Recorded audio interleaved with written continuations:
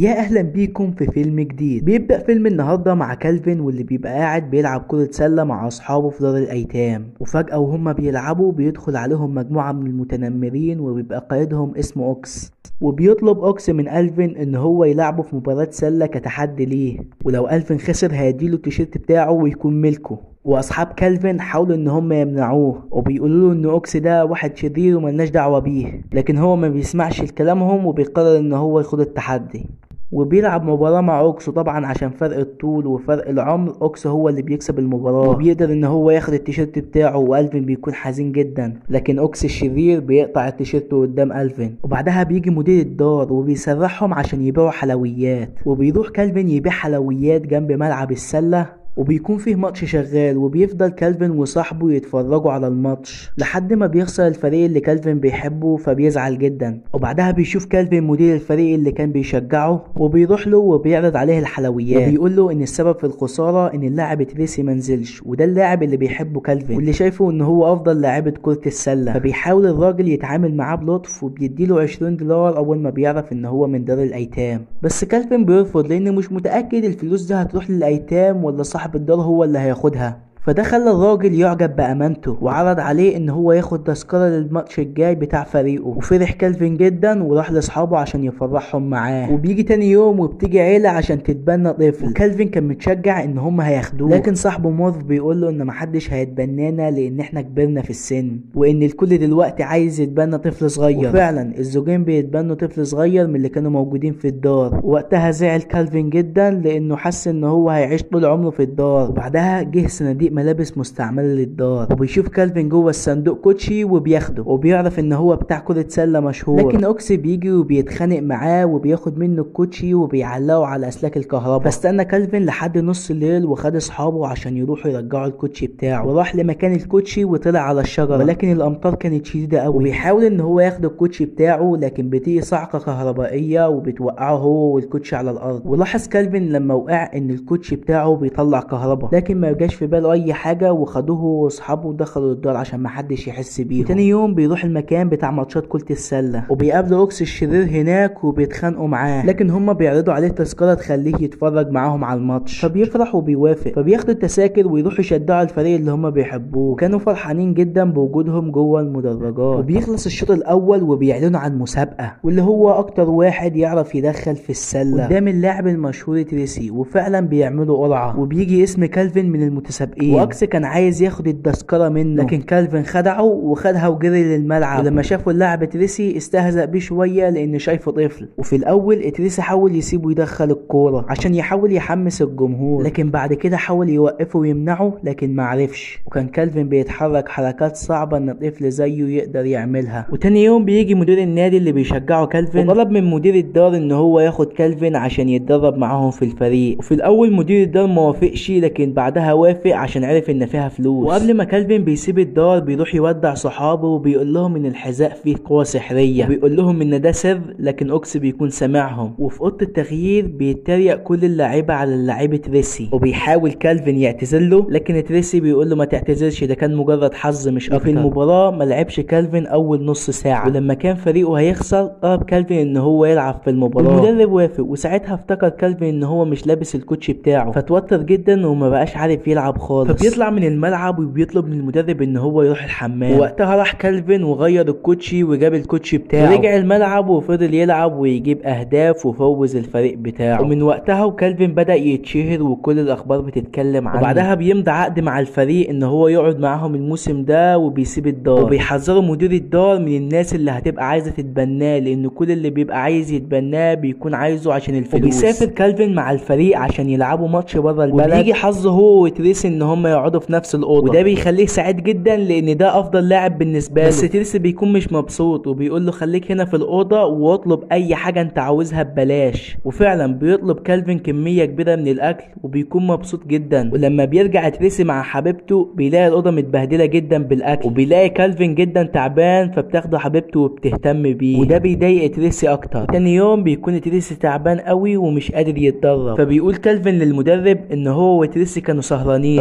وبيحذروا المدرب ان هو يسهر تاني. وفي الماتشات اللي لعبها كالفين كان بيكسب كل الفرق وبيساعد فريقه ان هو يكسب بسهوله جدا، ده كان بيجنن المنافسين بتوعه. وبعد شهرته الكبيره كانت الصحافه والاعلاميين عايزين يعملوا معاه لقاءات وبيدوا له فلوس كتير جدا، فكالفين خد الفلوس دي وراح اشترى كميه كبيره من الهدايا ووزعها على اصحابه وزمايله في دار الايتام. وبعد شويه وقت قدر كالفين ان هو يكون افضل لاعب في العالم. وفي دار الايتام كان بيتكلم كالفين مع صاحبه مورف عن حياته الجديده، واكس ساعتها حاول يتخانق معاه وياخد منه الحذاء، لكن مدير الدار بيتدخل بسرعه وبيمنع اكس ان هو يتعرض لألفين عشان بيجيب له فلوس مش اكتر. وتاني يوم لما بيكون ألفين في الفندق في المعسكر بيروح تريسي عشان يشتري ادويه للحساسيه ومنوم عشان يعرف ينام، وبيروح معاه كالفين، بس بيتلخبط تريسي وبياخد المنوم بدل دواء الحساسيه وهو واقف، وده بيخليه ينام في العربيه قبل ما بيوصل الفندق. وبيفتكر كالفين تحذير المدرب وان هو لازم يوصل الفندق قبل الساعه 12، وبيقرر ان هو يسوق العربيه للفندق، لكن طبعا بيكسر حاجات كتير في طريقه. وبيعرف المدرب وبيعاقب كالفين من غير ما يعرف ان السبب تريسي، فبيحس تريسي على اللي عمله في كالفين من غير ما يقصد. ولما رجع كالفين للدار كل العائلات كانت عايزه تتبناه، لكن مدير الدار كان بيختار الأسوأ منهم عشان يقابلوا كالفين، وده عشان كالفين يرفضهم ويفضل مدير الدار هو الوحيد اللي مستفيد من فلوس كالفين. وبعد كده بنشوف كالفين وهو موجود في قصر تريسي الكبير وبيفضل يتكلم معاه وبيحكي له عن حياته، وبيقول له تريسي ان هو مش بيتكلم مع ابوه من زمان جدا وان هما مقاطعين بعض، فبيقول له كالفين ان بكره وراه امتحان رياضه ومش فاهم اي حاجه، فبيساعده تريسي وبيكتب له المعادلات والرسومات على الحيطه. وبيطلب كالفين من تريسي انه يجيب صاحبه مورف عشان ينبسط معاهم،